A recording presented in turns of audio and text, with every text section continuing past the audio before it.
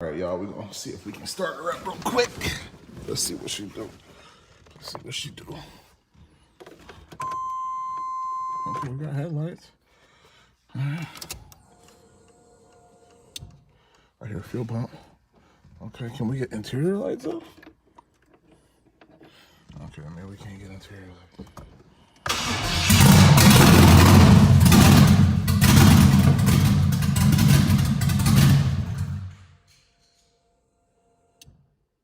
I think we are close to being out of gas for real, y'all.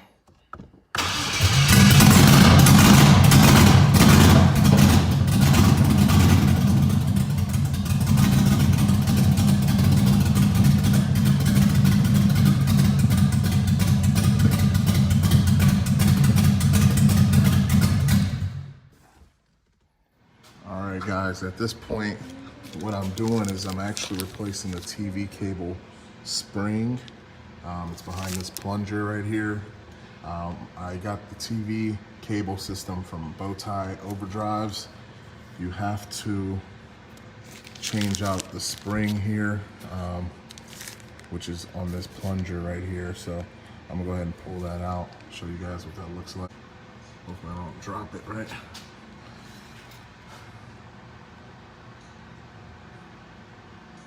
Okay, you guys see that? And there's the spring. So we're replacing that spring right there with the other one that I have in this bag. You see that? And then I'm gonna put everything back in here and put the new TV cable in.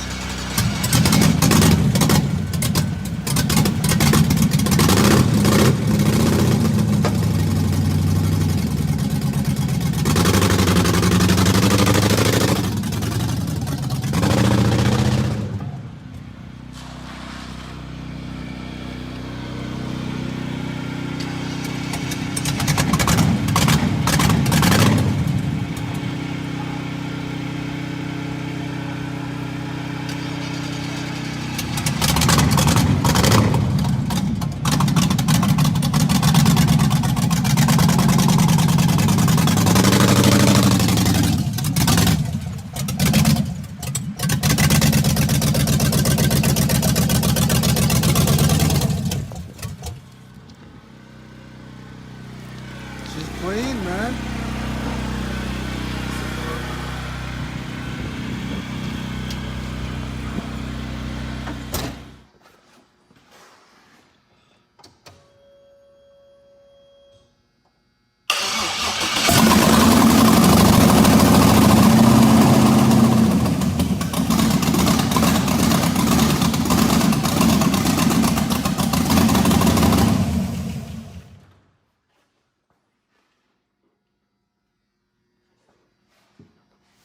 All right, guys, so here's an update on the Monte Carlo.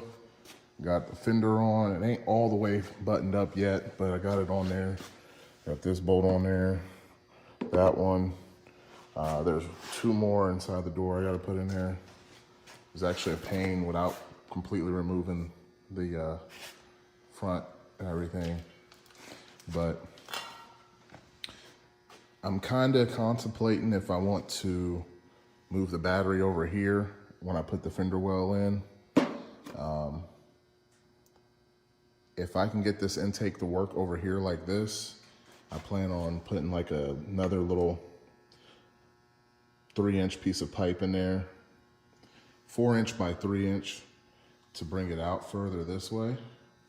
And then I'll cut this pipe down and just swing it out in front of the water pump and everything like that. I think that'll work. And then I can leave my battery over there and leave this pretty much clear. Obviously, we'll put the fender wells back in here, but that's kind of what I'm thinking right now. Here's a front view so you guys can see a little bit better.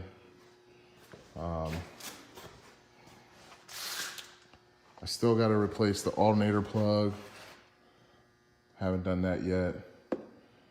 And we got most of the vacuum leaks taken care of for now. I got a little plug on there, and I got this little cap on that one, just so we can get the vacuum situated. This is what it's looking like right now. Y'all let me know what y'all think. Just kind of spitballing some ideas, trying to figure out how I'm gonna do this as far as the intake. Because on the Regal, even though it's a G-body, we ran the car intake, and by doing that, I actually changed the alternator bracket and the water pump. Well, with the water pump being different, the main radiator hose actually comes out at a different position, whereas this one, it's using the truck one. We just have a little tight clearance right now, so I'm just mocking everything up. This is the factory truck radiator hose. I'm also doing a different radiator with electric fans, so that'll be different too. I still think we'll have enough room even with the new radiator and electric fans. Let me show you guys the power steering setup. I use AN fittings and a power steering setup right there. I'll see if I can get the links for y'all. Put them in the description for the fittings I used.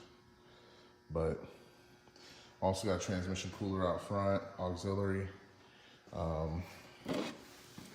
When I put the new radiator in, I'm gonna fasten that up to that. Right now it's just kind of zip tied there. Didn't want to waste my little clips that it came with.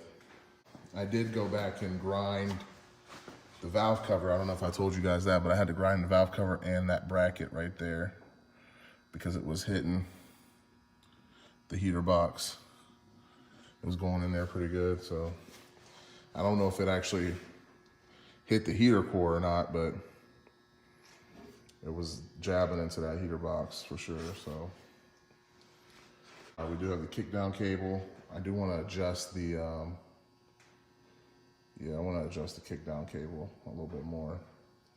Right now it's pretty much all the way loose. I want that thing to kick down right away when I smash it, so you guys can see that.